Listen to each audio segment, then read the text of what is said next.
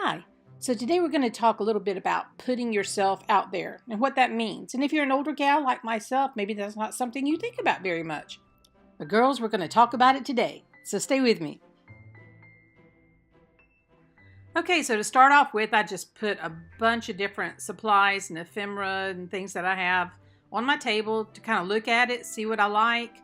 I probably won't use half this stuff, but it's there. I use my trusty golden soft gel matte medium. It's what I use to glue everything down with and to do a protective coating on top. And of course, my old credit card smooths it all down. So lately I've been thinking more and more about this whole idea of putting yourself out there. And it began when I saw this quote that art is your soul on view. And I thought about how I felt when I first began thinking about doing videos on YouTube. And it's scary. And it really is scary to do a lot of things that you haven't done before, right? And I think the older we get, the scarier we get about things like that. Because we just resist maybe doing some new things that are out of our comfort zone. Now, we don't mind doing some new things if it's right up our alley. But if it's something out of our comfort zone, we can get a little squeamish about it. And I had thought about this for actually several years. And every time I would try it, there were so many obstacles to overcome. Learning how to make a video, trying to figure out how to put a camera over a table to do it. Editing, just learning the editing programs, how to post it on YouTube. I mean, there's a huge learning curve. And if you don't think there's a difference in learning in your 50s and learning in your early 20s, then you're still in your early 20s. Because I have been to college in my 20s and I have been to college in my 50s, and there is a big difference. So I am looking more, though, I think that experience maybe spearheaded me to think, well, if I can go to college in my 50s and I can have a new career in my 50s, then what else can I do? So that's something I've been thinking a lot about lately is I'm not done yet. I'm not in the grave.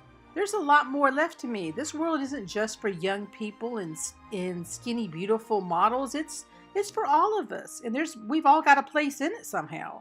But we got to be willing to put ourselves out there to find the best stuff. Because you can't find it just sitting at your home playing that game on your phone all day, now can you? So I did. I embarked on this YouTube journey. I'm learning a lot every single day. And I wanted to put that in this album page today. So I love just playing in my art journal, and I've always had a love for collage. So I got back to that today, and I just tear pieces of paper, and I put it down willy-nilly. I kind of play with it to see if I like it here or there, but it really is just intuitive. I mean, I may put it somewhere, and you're sitting there at home going, why in the world she do that? That doesn't go there. She should have put it down in the left corner or whatever.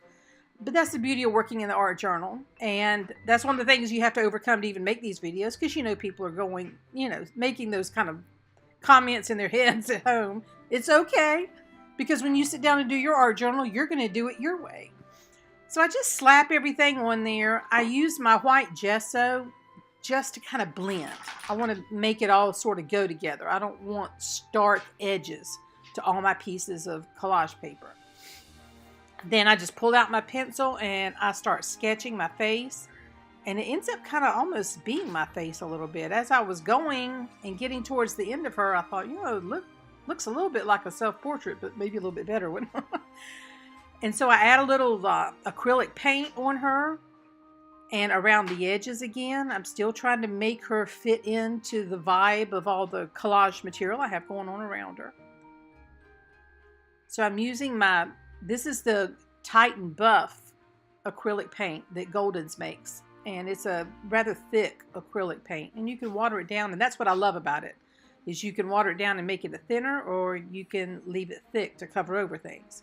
So it's in my little staples. That's one white, black gesso, white gesso, and that creamy Titan Buff that Golden's makes. I love. So now I just kind of go in with my oil pastels, and I put a little color in the eyes. And of course, I like a lot of color. I probably have about 5 or 6 different colors on here.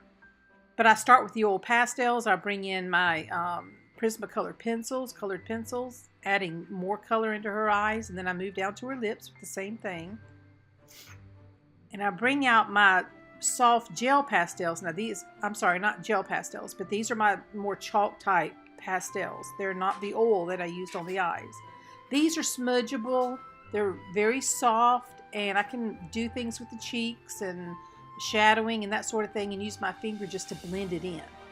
So I like using these sometimes. I really do.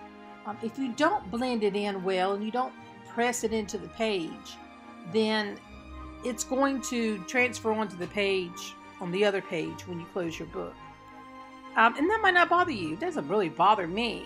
But sometimes if it does, I just take a little piece of wax paper or parchment paper that I get at the Dollar Tree, my favorite little spot, and I'll buy rolls of the parchment paper and I'll just tear a piece and put it in between my pages when I have pastels on them, just to protect the pages. So that's something else you could do. As with a lot of my figures lately, I noticed that I'm giving them my hair. So my hair is not one color, and it's natural. And I've decided that I'm not going to chase that skunk stripe for the rest of my life every 3 weeks. And I have loved it. I may do a whole video on that one day. It is the most freeing thing. I've had more compliments on my hair than I ever did when I was coloring it. And I think it has just softened my features as I get older. And perhaps that's why we go gray to begin with. And I love all the different ways that women go gray. Everybody looks so completely different. It's like there's no, 5 blonde women standing together. They're not going to look the same. It's not the same blonde hair. Well, it's not the same gray. So mine still has darkness and lightness. It has like sparkly silvers. And so when I'm doing a figure like this, I'm trying to get all that in there. I'll use different shades of gray, some white. This is a white Sharpie marker I go over. And then I pull out a pearlescent white paint that Jane Davenport makes. And I go over the top with that to get the little shiny silvers that I have in my hair on top. So I love it. And I like the way she's turning out because this is what I do. This is how I look when I get out of the shower and just put gel in my hair and scrunch it and spend 2 minutes on my hair. If I want to blow it out, it's a different look. I might do that one on the next page. So now I'm finishing up her hair, and I'm going to go back in and just add some more detail to her face. So I just use my black acrylic paint. I like the Golden's Fluid acrylic. And I even water that down a little bit with my brush to get the fine lines I want around her eyes and her eyelashes. So I'm just working on some details on the face at this point. So I want to encourage you to think about how you can put yourself out there a little more. Maybe it is going after a new job that maybe you don't think you're qualified for, or maybe you think you're too old for. Oh gosh, I hate when we think those thoughts. But maybe that's what it is. Or maybe it's trying something new that you've always wanted to do, but now you think you're, a little past that.